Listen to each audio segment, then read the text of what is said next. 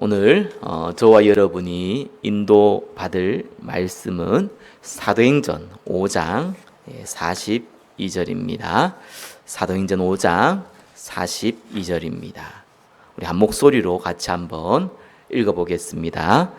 그들이 날마다 성전에 있든지 집에 있든지 예수는 그리스도라고 가르치기와 전도하기를 그치지 아니하니라. 아멘. 우리 옆에 분과 인사 나누겠습니다. 신앙의 틀을 만들어 갑시다. 자, 오늘은 7월 또 8월 주제별 설교를 8주간, 8주간 진행을 하였습니다. 자, 오늘은 8주 동안 우리 받은 메시지를 정리하는 시간으로 우리가 인도받겠습니다. 자, 말씀을 통해서 나의 신앙생활의 틀을 만드는 응답의 시간이 되시기를 예수 그리스도의 이름으로 축원합니다. 자, 신앙의 틀이 무엇이냐? 사전적으로 틀이라는 것은 물건을 만드는 이제 본이 되는 이렇게 껍데기죠. 틀이 되는 그 물건을 얘기합니다. 자, 물건을 만들 때요, 일정한 딱 모양으로 만들어서 이를 사용하는 사람이 편하게 사용할 수 있도록 하는 것이 틀의 목적이죠. 신앙의 틀은 무엇이겠습니까? 하나님이 나를 사용하기 편한 모양, 합당한 모양으로 저와 여러분의 신앙의 구체적인 모습을 만들어 가는 겁니다. 우리가 삶의 틀이라는 게 있죠. 어떤 분은 직장 가야 되기 때문에 8시, 7시 이렇게 일어납니다. 일어나자마자 화장실부터 가야겠지요. 그리고 짧게 아침 식사도 하고 또 직장 생활 가기도 합니다. 또 어떤 분은 늦게까지 하고 또 밤에 일하시는 분도 계십니다.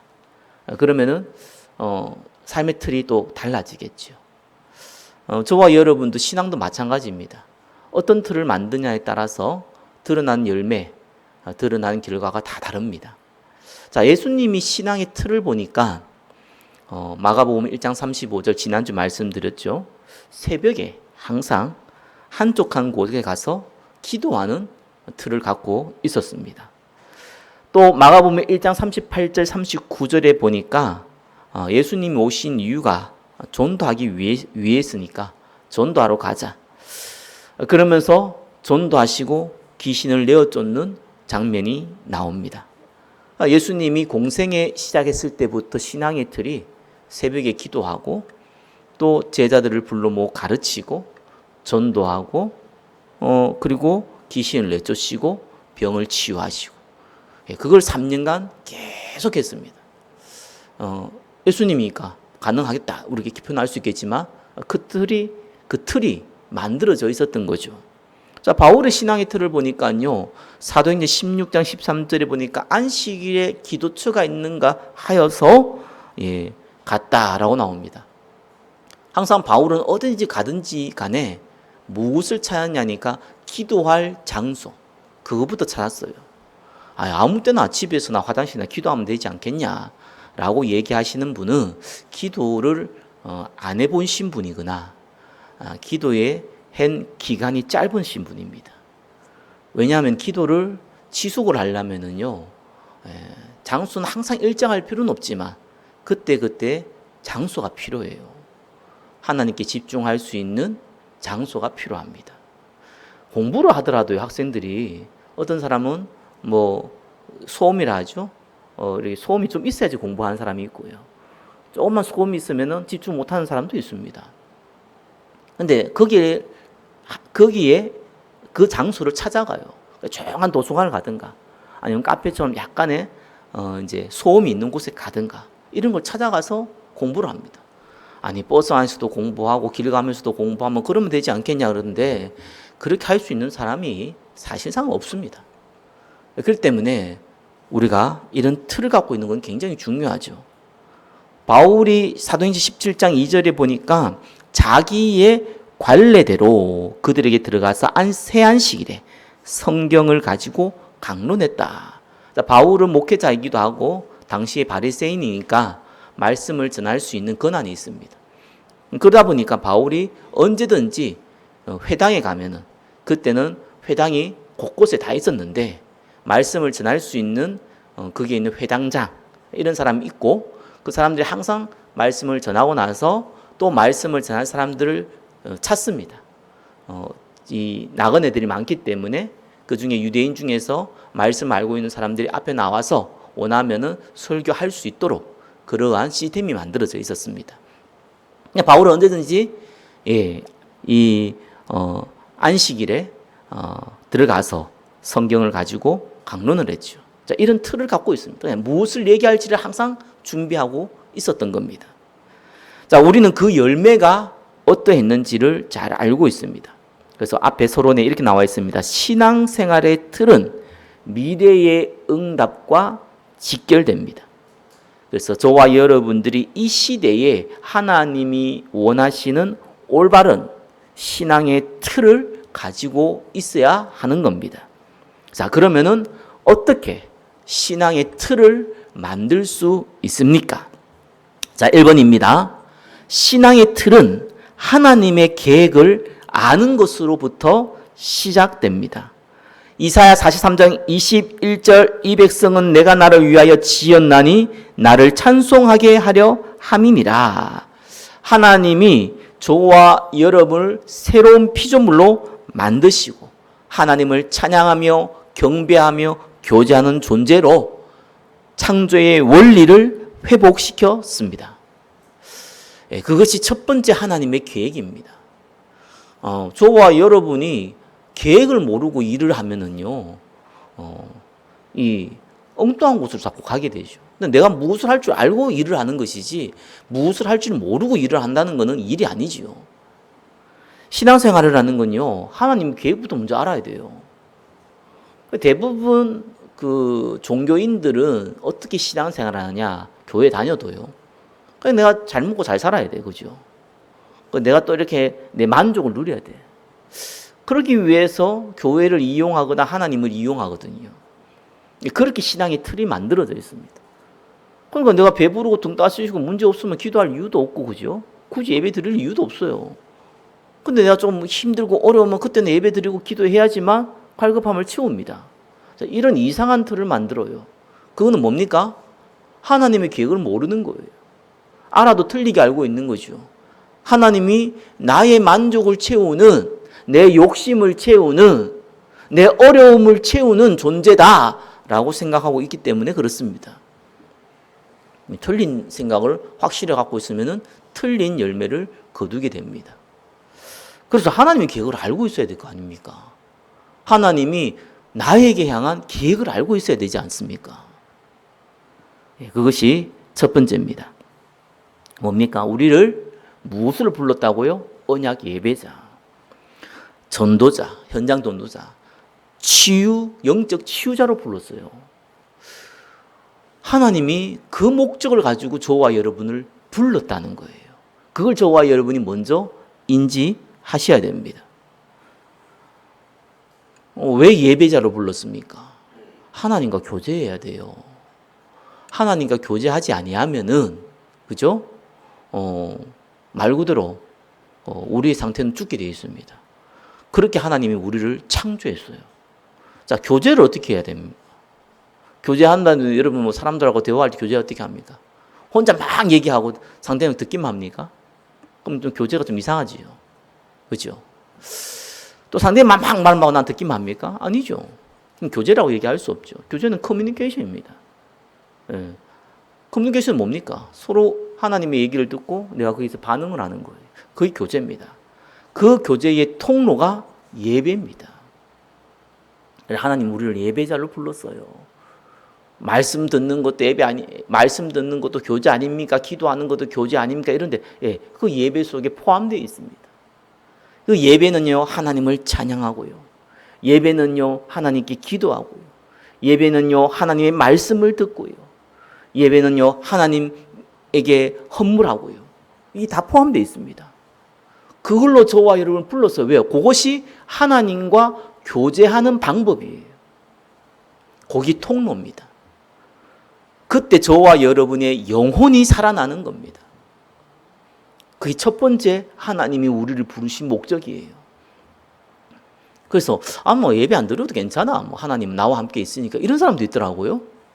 예, 하나님이 그분 예수 믿었다면 함께 하겠죠. 그러나 그분은 영적으로는 완전히 죽은 상태가 되어 있습니다. 절대로 살아날 수가 없습니다. 예, 물 안 먹으면은 갈증이 막힐 수밖에 없어요. 밥 안 먹으면 배고플 수밖에 없어요. 그죠? 예배를 드리지 아니하면 우리 영혼은요 갈급할 수밖에 없어요. 근데 내가 밥도 안 먹고 물도 안 먹는데 배도 안 고프고 목 마르지도 않다? 예, 심각한 질병 걸린 거죠. 곧 죽을 위기입니다, 거기. 그래서 저와 얘를 예배도 안 드리고 기도도 안 하고 말씀도 전혀 안 듣는데 아무렇지 않다 이런 거 있잖아요. 예, 확실합니다. 완전히 병들었어요. 그게 영육간에 똑같은 원리라니까요. 우리를 하나님께서 예배자로, 그래서 우리가 참행복을 누리도록 하나님이 우리를 불렀습니다. 그게 우리를 축복하는 첫 번째 방법이에요. 그러면서 어떻게 합니까? 우리가 죽을 때 부르면 되잖아요. 근데 우리가 죽기 전에 불렀어요. 죽기 직전에 부르면 되는데 어떤 사람은 어릴 때부터, 어떤 사람은 나이가 좀 들어서 다 불렀어요. 보니까 믿음의 결국 영혼의 구원이라. 우리를 부르신 이는 이 기이한 빛을 전달하기 위함이라. 예수 믿고 구원받는 게 결국은 인생의 목적이거든요. 최종 목적이고 최종 결론이에요. 근데 이 복음은 전달되지 아니하면은 전달받을 수가 없습니다. 그래서 하나님은 전도라는 미련한 걸 가지고 저와 여러분을 통하여서 하나님의 복음을 증가하기로 작정하신 거예요. 다르게 표현하면 저와 여러분이 복음 안 전하면은 복음이 증거 안 되는 겁니다. 그래서 우리를 이 땅에 살아갈 동안 현장 전도자로 부르신 겁니다. 하나님이 전도를 하시는데 우리를 쓰겠다는 거예요. 그죠? 전도는 부담이다, 의무다 이런 의미가 아닙니다. 하나님이 저와 여러분에게 주신 축복의 통로예요. 그 안에 모든 축복, 경제 축복 받고 싶습니까? 저와 여러분이 건강의 축복을 받고 싶습니까? 저와 여러분의 마음의 평안을 누리고 싶습니까? 그러면은 전도 안에 다 있다니까요. 우리가 이걸 사야겠다, 저걸 사야겠다, 돈 있으면 되잖아요. 그죠? 저와 여러분이 진짜 응답 받으려면 하나님 계획 붙잡으면 되는 거예요. 그게 두 번째 하나님의 계획입니다. 근데 하나님이요, 이렇게 하면은 다른 문제가 생겨요. 뭐냐니까 사실상 이걸 증가할 때에 뭔가 불신자들, 주위의 사람들은 눈에 보이는 것을 원합니다. 그래서 하늘에서 돈 떨어지기는 곤란해요. 그죠? 그러면은 더 큰 문제가 벌어집니다. 그래서 하나님은요, 저와 여러분을 치유자로 불렀어요. 영육간의 병든 자를 치유할 건세를 주셨습니다. 의인의 강구는 역사하는 힘이 큽니다. 뱀과 정갈 밟으며 온수의 능력을 제할 권능 주셨다고 나왔습니다. 병든 자에게 손을 얹은 저 낫는다고 나와 있습니다. 믿으시길 예수 그리스도는 축원합니다. 그죠? 저와 여러분이 진짜 믿어야 돼요. 그래, 아프신 분, 병드신 분, 영적 문제 있으신 분 만나시면은 기도해 주라니까요. 제가 아는 목사님은 아무 때나 가가지고 막 머리 안수하고 이러더라고요. 나이도 어린데. 그래서 내가 좀 너무 오버한다 생각이 들더라고요. 근데 주로 어디서 그렇게 하냐니까 사각지대 가서 그렇게 많이 하더라고요. 저도 배웠어요. 그분들이 그걸 원한다는 걸 배웠어요. 못 해줄 거 없잖아요. 해주면 되는 거 아니에요. 그런데 일이 벌어지더라니까요. 왜? 하나님이 역사하면 일이 벌어져요. 그리고 여러분 기도하면 진짜 낫는데 시간표는 좀 달라요. 왜? 그 사람을 향한 하나님의 계획이 있기 때문에. 당장 낫기도 하지만 천천히 낫기도 하는데 저와 여러분 기도하면 당장 낫는 사람도 나와요. 그러니까 해보라니까요. 이게 무기입니다. 하나님은요, 저와 여러분에게 창조원리 예배드림으로 행복을 누리게 만들었고요. 저와 여러분에게 전도 선교의 사명을 줘가지고 삶의 의미를 가지게 만들었고요. 저와 여러분에게 치유할 능력을 주시사 참 증인으로 사용할 무기를 주신 겁니다. 이게 하나님의 계획이에요. 이 말이 어려울 수 있어요. 왜? 다 영적인 거라서 그래요. 그리고 어떤 면에서 나하고 익숙하지 않아서 그럴 수도 있어요. 예배는 좀 익숙한데 나머지가 익숙하지가 않아. 그렇죠? 전도 선교가 익숙하지 않고 병든 사람을 보고 기도할 때 치유하는 그 능력이 있다는 것이 익숙하지 않는 거예요. 익숙하지 않지만 하나님의 계획입니다. 그 계획을 아는 건 그렇게 중요합니다. 자, 1번에 2번입니다. 하나님을 계획을 알아도 왜 이 마음에 안 담긴 줄 압니까? 병 들어서 그런 거예요. 육신의 병이 아니고 영적 병이 들어서 그래요. 세상의 정욕, 안목의 정욕, 이생의 자랑을 따라 살다가 하나님 계획을 알았는데 알면 뭐합니까? 마음이 없는데. 나는 여전히 육신의 것에 목말라 있는데. 그럼 저와 여러분이 아프면은 병원 가서 약 먹잖아요. 약이 달콤합니까? 주사 맞는 게 너무 기분이 좋습니까? 변태도 아니고 그럴 수는 없죠. 대부분 사람들은 불편합니다. 병원 가서 진료받고 그 기다려야 되고 심지어 약도 먹어야 되고 주사도 맞아야 되고 심하면 수술도 해야 되고 그게 너무 행복하고 즐겁고 이런 사람 아무도 없습니다. 근데 해야 되는 겁니다. 하지 아니하면은 죽어요. 육신의 원리가 그렇습니다. 영적 원리도 동일합니다. 치유받아야 돼요. 치유받는데 달콤한 사탕을 주면서 치유되고 이런 법이 없어요. 치유에는 반드시요 거기에 대한 최소한의 고통이 따라오게 돼 있어요. 그래서 내가 하나님의 계획을 알아도 마음에 안 담기는 이유가 여러 가지 바쁘다, 돈이 없다, 정신이 없다, 별의별 핑계는 다 될 수 있지만 진짜 이유는 내 영적 상태가 무너져 있기 때문에 그렇습니다. 그래서 신앙생활 하는데 하나님 나라를 두고 예배와 기도하는데 시간 쓰세요. 그게 저와 여러분이 투자해야 되고 감수해야 될 고통이에요. 안 하는 거 하면 좀 그게 어렵습니다. 안 하는 것을요, 익숙하지 않는 것을, 내가 좋아하지 않는 것을 시간을 들여서, 돈을 들여서, 마음을 들여서 한다는 것 자체가 어려운 일이에요. 그러나 어려운 일이지만, 불가능한 일이 아니에요. 누구나 할 수 있는 일이에요. 그래서 이건 의지가 필요합니다. 하나님이 힘도 주겠지만, 우리의 의지가 필요해요. 내 상태가 치유받지 아니하면은 하나님이 쓸 수가 없는 겁니다. 하나님은 아무리 계획을 알아도 하나님은 모른 척 하는 겁니다. 쓸 수가 없는 거예요. 내 상태가 무너져 있는데 하나님 쓸 수 없죠. 저와 여러분 응답을 주면 그거 가지고 이상한 짓 할 건데 응답을 줄 수 없는 겁니다. 그래서 내 상태를 바꾸어야 됩니다. 신앙생활 하는데 내 시간 쓰세요. 그거는 시간이 남아서 예배드린다는 사람이 있는데 망할 사람이에요. 시간을 드리는 거예요. 물질이 남아서 헌금하는 거 아니에요. 물질을 드리는 거예요. 그죠? 마음이 안 담기지만 내가 마음을 담으려고 노력하는 거예요. 그게 최소한의 저와 여러분이 치료해야 될 대가입니다. 세상 말로 날로 먹으려 하지 마세요. 신앙은 은혜라며요. 복음은 은혜라. 맞다니까요. 다 은혜라니까요.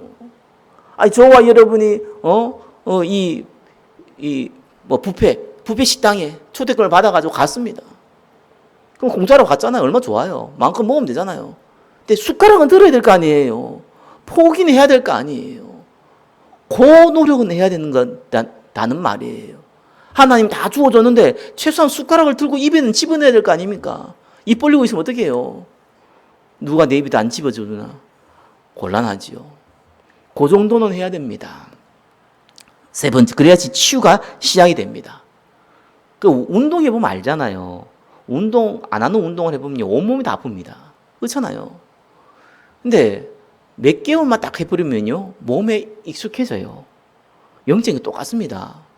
왜냐하면 모든 걸 다 준비해놨기 때문에 내가 최소한의 투자를 시작하면은요 얼마 안 가서 익숙해져요. 그 상태를 만드셔야 돼요. 자, 문제는 지속이죠. 제 경험으로는 한 3개월에서 6개월 정도 하면요, 내 상태가 무너져 있다 하더라도요, 회복되더라고요. 회복되어지면 좋아요, 그냥. 하나님이 좋고, 찬양이 좋고, 예배가 좋고, 기도가 좋고, 어떻게 하면 좀 좋다 할까 고민이 되고, 이래 돼요. 근데 문제는 지속이거든요. 사단이 이걸 너무 잘 알잖아요. 그래서 아이들이 뭐 수련회 이런 갔다 오면은요, 그때 막 은혜 받았는데, 하루 이틀 만에 옛날로 돌아가 버리죠. 사단이 너무 잘 알아요. 그래서 빼앗아 버린다니까. 씨 뿌리는 비유처럼 빼앗아 버려요. 그래, 염려와 근심 문제 딱 줘버려요. 거의 다 거기서 다 무너지고 오히려 해봤자 안 되는구나 라는 불신앙을 심어주기도 합니다. 그래서 1번에 3번입니다. 지속하기 위해서는 세 가지 싸움을 해야 돼요. 자, 영적 상태가 회복되면요, 거기서 멈춰버리면 반드시 넘어집니다. 영적 상태가 좀 회복됐다 이러면요, 더 집중해야 됩니다. 세 가지 싸움. 뭡니까? 나 자신과 싸움.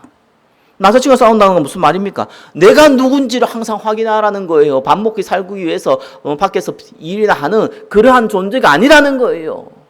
우리의 존재는 하나님을 찬양하는 언약 예배자요. 현장의 생명을 살리는 현장 전도자요. 병든 자를 치유하는 영적 치유자라는 고백을 날마다 하셔야 됩니다. 아침에 일어날 때마다 하세요. 나는 언약 예배자다. 나는 현장 전도자다. 나는 영적 치유자다. 그 고백을 날마다 하시기 바랍니다. 그 싸움을 하셔야 돼요. 내가 누군지를 날마다 확인하셔야 돼요. 그리고요, 세상과 싸워야 돼요. 세상과 싸운다는 건 무슨 말입니까? 세상과의 반대는 성령 인도거든요. 성령의 인도를 받아야 됩니다. 그래서 모든 것을 어떻게 성령 인도 받습니까? 내가 어떻게 하면은 한 생명을 살릴 수 있을까? 내 위치에서, 내 지금 상황에서 거기에 대한 제한적으로 집중하는 거예요. 그게 여러분 세상과 싸우는 거예요. 밥 먹지 말라는 것도 아니고 일하지 말라는 것도 아니고 맨날 교회만 있으라는 얘기가 아닙니다. 한 생명을 살리기 위해서 지금 내 위치에서, 지금 내 나이에서, 지금 내 상황에서 어떻게 해야 됩니까? 그 몸부림을 치세요. 그건 열매와 상관없습니다. 그게 영적 싸움입니다. 그리고요, 사단과 싸워야 돼요. 사단과 싸우면 뭡니까? 사단이 지배하고 있는 걸 뺏어와야 될 거 아닙니까? 하나님 나라는 침노하는 거로 있지 않습니까? 기도를 지속하시기 바랍니다. 영적 상태가 회복되어지면 고서요, 행복이 맞물리면 대박 넘어집니다. 내가 좀 회복된다 이러면요, 내가 기도 한 5분 정도 했는데, 억지로 했는데, 5분이 되네? 그럼 그때부터요, 10분, 20분 싸우는 거예요. 만약 5분에 딱 만족하면요, 대박 문제 줍니다. 시간의 양에 대해서 그게 중요하냐 이렇게 하는데, 양도 중요합니다. 그래, 싸워야 돼요. 자, 그러면 이 신앙의 틀을 만들어야겠다는 건 알겠고, 뭘 만들어야 되는 건 알겠는데, 그러면은 어디서 만드냐는 거예요. 2번입니다. 신앙의 틀은요, 집에서 만드는 거 아니에요. 신앙의 틀은요, 직장에서 만드는 거 아니에요. 신앙의 틀은 교회에서 만들어야 돼요. 교회에서 만든다 해서 교회에서 만든다는 게 아니고, 교회를 중심으로 만들어야지만 가정에 적용되어지고 여러분 사업에 적용됩니다. 반드시 교회 중심으로 해야 돼요. 왜 그렇습니까? 하나님이 만든 유일한 시스템이지만 실제적으로요, 이 교회 중심으로 만들어야지만 균형 잡혀지게 틀이 만들어져요. 다른 사람들의, 신앙인들의 모습과 내용을 들어봐야 되고요. 그죠? 말씀을 통해서 확인을 해야 되고요. 이것이 저와 여러분이 교회 중심이면 교회는 왜 필요한지, 왜 전도 선교해야 되는지, 교회가 무엇을 하는지, 하나님은 결국은 교회를 통해서 세계 복음화를 하기 때문에 그렇습니다. 그래서 교회 중심으로 만들어져야 돼요. 대부분 좀 고집이 있고요, 색깔이 있는 분들이 교회 중심으로 안 만들더라고요. 나중에 시간 지나보면 거의 교회의 트러블 메이커가 돼요. 교회에 많은 문제를 일으킵니다. 지식이 생각이 옳거든요. 옳으니까 그거 우기는 거예요. 그러다 보면 기분 나쁘게 자기하고 대립된 사람이 있거든요. 싸웁니다. 그러니까 여러 가지 문제를 다 일으켜요. 자기 시간전 잘하고 있는 거라. 얼마나 잘하는데 말이에요. 이러고 있습니다. 왜? 자기 생각 중심으로 만들었어요. 교회 중심으로 만들지 않았어요. 교회는 혼자가 아니잖아요. 어린아이부터 노인까지요. 그죠? 많이 배운 사람부터 적게 배운 사람까지요. 많이 가진 사람부터 적게 가진 사람까지 다양한 사람들이 모이는 것이 교회예요. 그러니까 그 안에서 틀을 만들어야 돼요. 그래야지 오버하지 않아요. 균형이 잡혀요. 무슨 틀을 어떻게 만듭니까? 첫 번째 뭡니까? 강단의 가르침, 언약적 교회, 집중 기도의 틀을 만들어야 돼요. 교회에 오면은요, 첫 번째 강단, 하나님의 말씀을 들으셔야 돼요. 그거는 듣는 게 아닙니다. 그죠? 리스닝이에요. 히어링이 아니에요. 들어야 돼요. 듣는 건 히어링이 아닙니다. 리스닝입니다. 집중하는 겁니다. 그 가르침을 받아야 돼요. 아, 좋은 얘기 들었다. 아닙니다. 여기가 무슨 소설 읽어주는 곳입니까? 여기가 무슨 강단이, 무슨, 독서 포럼 하는 곳입니까? 강단은 하나님 말씀을 내가 듣는 거예요. 대통령이 지나가면서 얘기해도 장관들이나 옆에 사람들은 막 적습니다. 왜요? 그 말에 근의가 있고 그 말에 실제로 할 거니까. 근의가 있다는 그 말이 실제로 진행을 할 거니까. 대통령이 진행하면 하잖아요. 본인이 그 일을 맡아서 해야 될 거 아니에요. 하나님의 말씀은요, 성경의 목사의 말이 아니잖아요. 하나님의 말씀은 반드시 성취되거든요. 성취되는데 내가 그 일을 해야 될 거 아니겠습니까? 그러니까 말씀을 기억하셔야 돼요. 그리고 언약적 교제, 반드시 소통해야 됩니다. 반드시 소통해야 돼요. 말씀, 기도 제목, 또 나의 현장, 소통하면은요, 많은 걸, 현실적인 걸 배웁니다. 이상과 현실의 갭이 있잖아요. 말씀을 알겠네. 그럼 나 어떻게 해야 됩니까? 아, 저분은 저렇게 하네?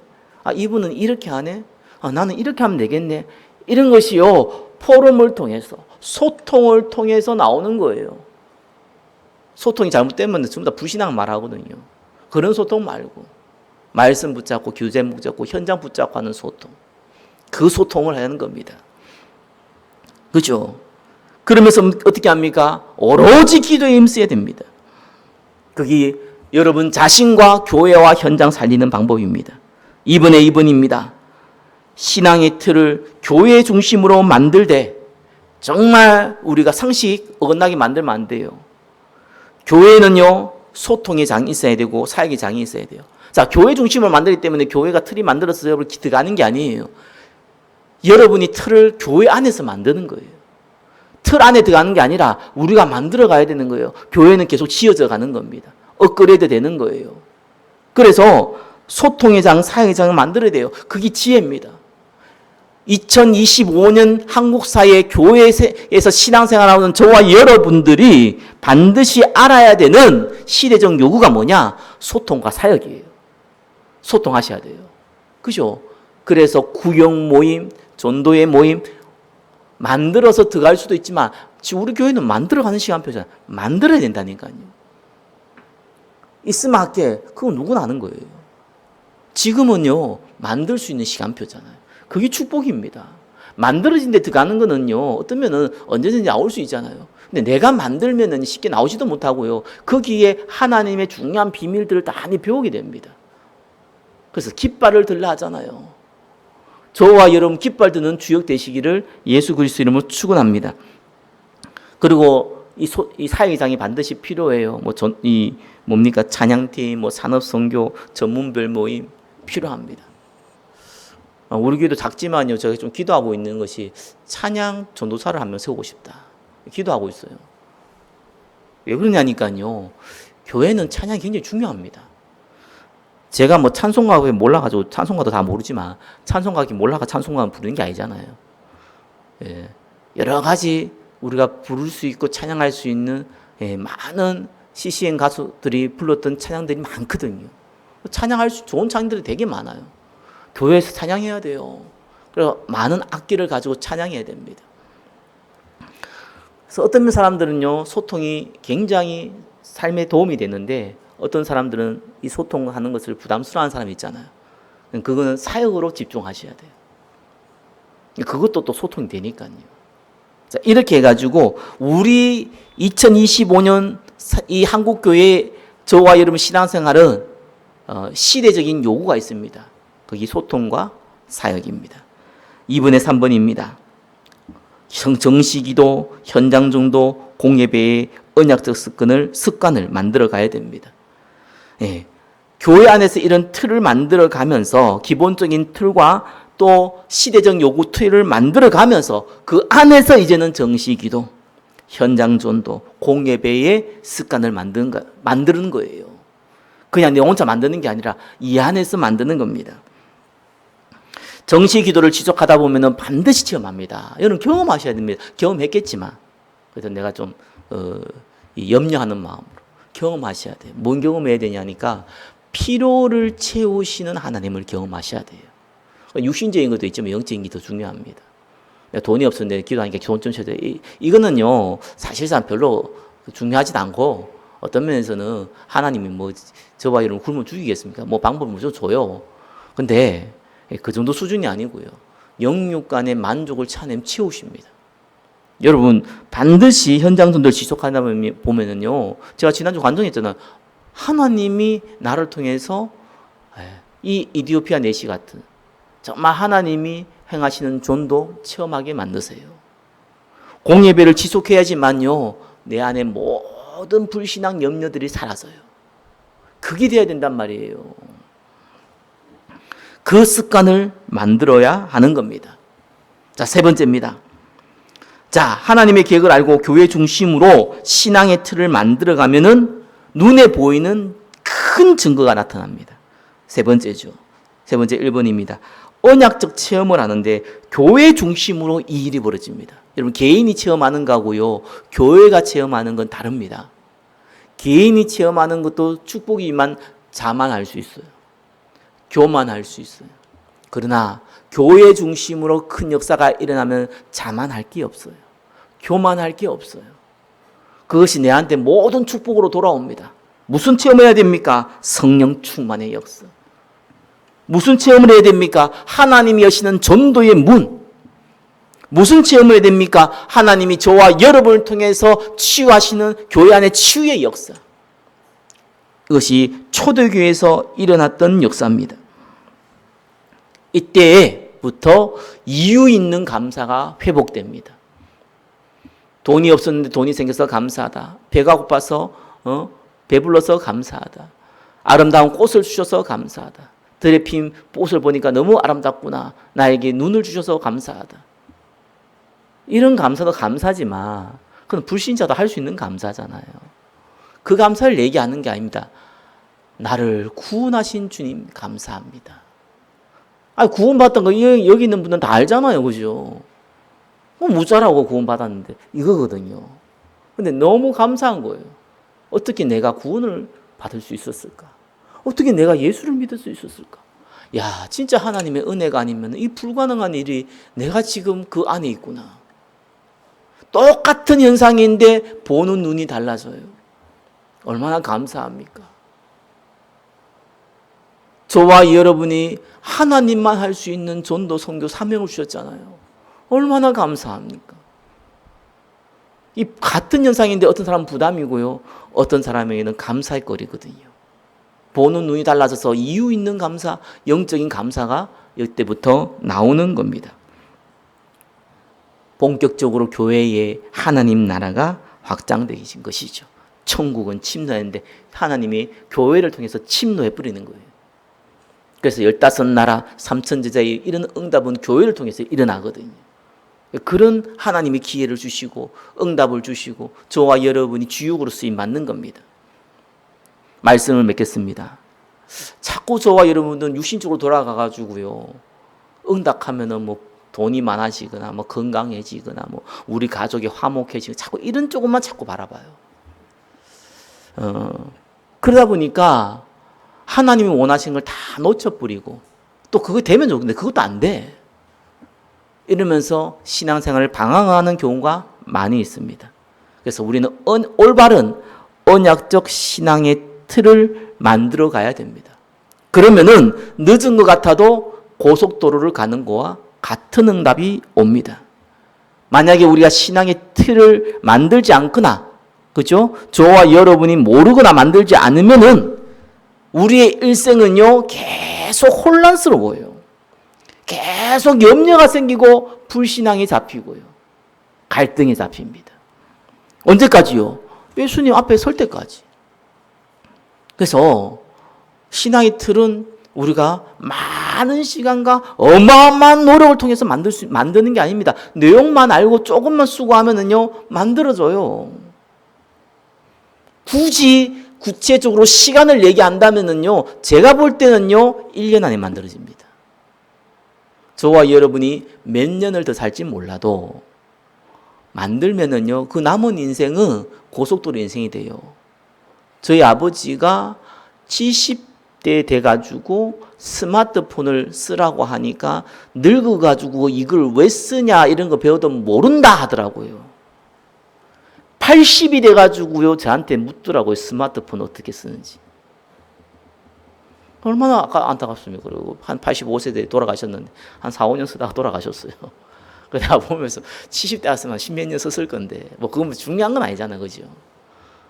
그러니까요. 그래야 된다니까요, 우리가. 왜냐하면 그때만 해도 뭐 다 투지폰을 쓰는데 뭐 이제 그 스마트폰이 나오니까 뭐 다른 사람 다 쓰긴 하지만 그래도 뭐 안 쓰는 사람도 좀 있거든요, 나이 드신 분들은. 근데 나이가 뭐 10년 더 지나가니까 다 쓰는 거예요, 이제는. 안 쓰는 사람이 없으면 이게 다 노인들도 다 쓰는 거예요. 그때서야 쓰려고 하니까 이런 일이 벌어지더라고요. 우리가 인생에 마무리돼서 아이고야 이제 아무 희망이 없다. 그죠?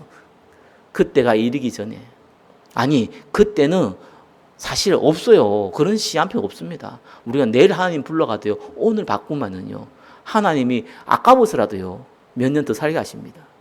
그게 하나님이 생명의 주권 가지신 분의 우리에게 주신 은혜입니다. 앞으로 우리 강의 설교를 통해서 계속 인도받을 텐데요, 신앙의 틀을 꼭 만들어서서 이제는 강의 설교를 통해서 그 깊이와 넓이를 확장해 나가시기를 예수 그리스도 이름으로 축원합니다. 마지막 결론 이렇게 적혀져 있습니다. 언약적 신앙생활의 틀이 만들어지면 불신앙이 틈을 탈 수 없습니다. 이때부터 하나님께 지속적으로 쓰임 받게 됩니다. 한 주간 언약적 신앙의 틀을 만들어 가시길 예수 그리스도의 이름으로 축원합니다. 기도하겠습니다. 언약적 신앙의 틀을 만들어 가며 참된 신앙생활의 응답을 누리도록 축복하여 주옵소서. 예수 그리스도의 이름으로 기도드립니다. 아멘.